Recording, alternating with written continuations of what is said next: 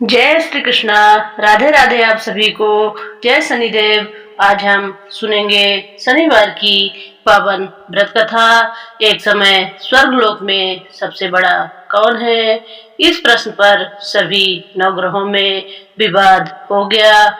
इस पर फैसला करने के लिए सभी नवग्रह राजा इंद्र के पास पहुंचे और बोले, हे देवराज, आज आपको यह फैसला करना होगा कि हम में से सबसे बड़ा कौन है।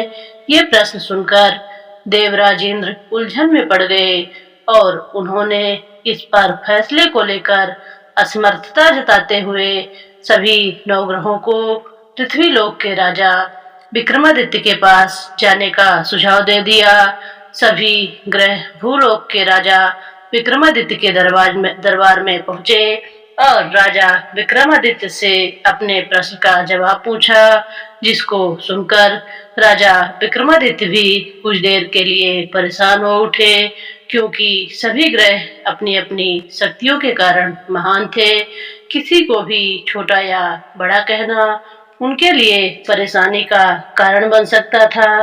तभी अचानक राजा विक्रमादित्य को एक उपाय सूझा और उन्होंने अलग अलग धातुओं जैसे सोना, चांदी, कांसा, तांबा, शीशा, रांगा, जस्ता, अभ्रक और लोहे के 9 आसन बनवाए।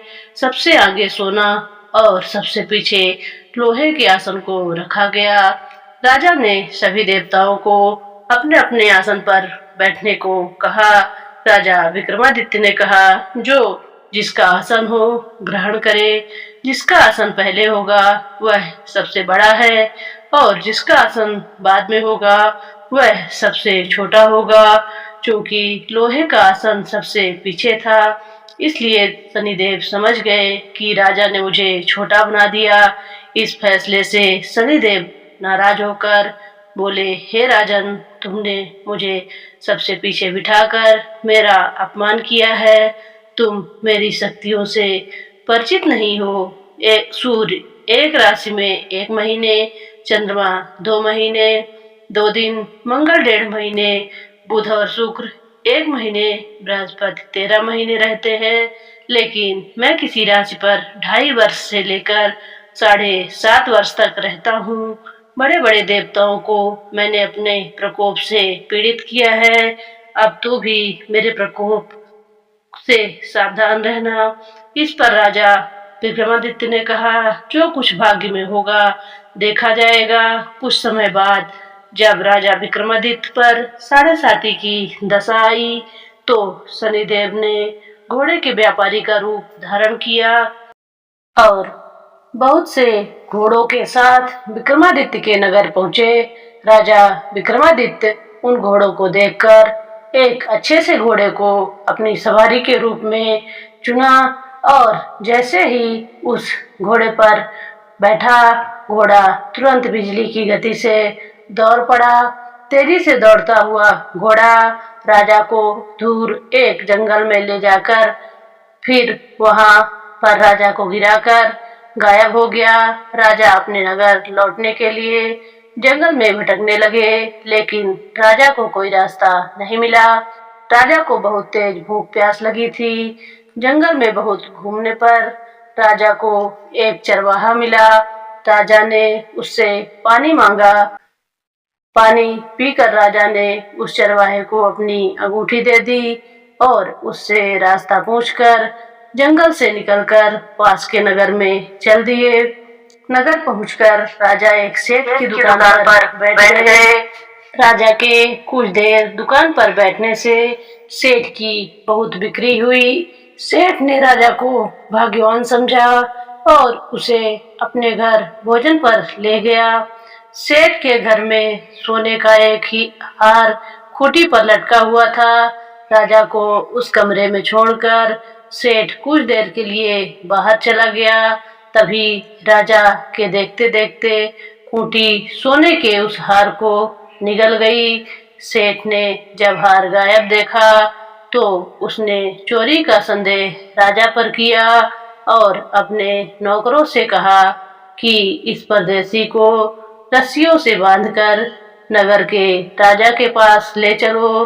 राजा ने विक्रमादित्य से हार के बारे में पूछा तो उन्होंने बताया कि खूंटी ने हार को निगल लिया है। पर इस पर राजा क्रोधित हुए और उन्होंने चोरी करने के अपराध में विक्रमादित्य के हाथ पांव काटने का आदेश दे दिया।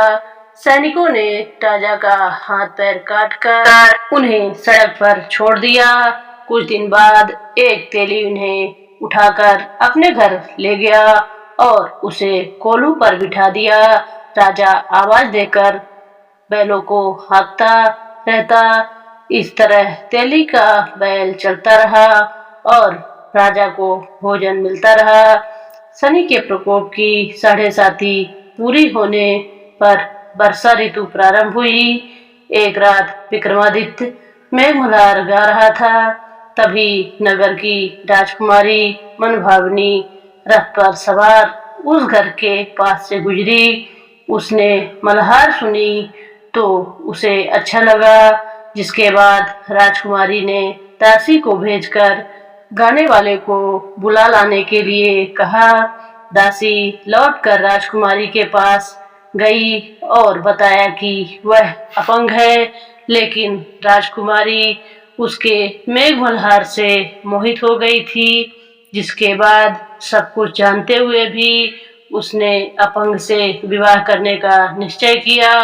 राजकुमारी ने अपने माता पिता से जब यह बात कही तो वह हैरान रह गए। उन्होंने राजकुमारी को बहुत समझाया, लेकिन राजकुमारी ने जिद नहीं छोड़ी और प्राण त्याग देने की बात कही। आखिरकार राजा रानी ने विवश होकर अपंग विक्रमादित्य से राजकुमारी का विवाह करा दिया। विवाह के बाद राजा विक्रमादित्य और राजकुमारी तेली के घर में रहने लगे।